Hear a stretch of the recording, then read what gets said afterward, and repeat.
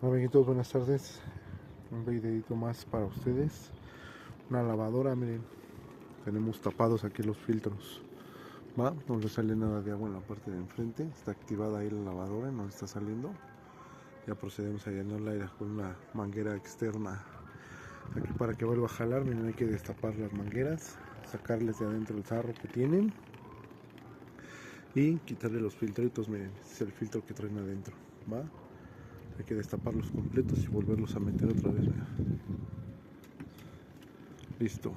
Va, para que vuelva a funcionar otra vez. Así se sacan los dos y se vuelven a colocar otra vez. Va. Bien, aquí está el otro filtrito que sacamos. También hay que darle su buena limpiadita. Va. Y se procede a meterse de nuevo. Va. Así como va. Sale. Aquí vamos a darle su buena destapadita de hongo que pudiera tener. Y se vuelve a colocar. Sale. Bueno, miren, ya quedaron las mangueras puestas. Ya está listo el sistema. Aquí ya no alcanzamos a ver por el llenado que tenía de la manguera, pero ya aquí empieza a salir el agua normal. Va. Ahorita porque ya llegó al nivel, miren. Ya no se ve, pero ya quedó al 100%. Va. Nos vemos en la próxima.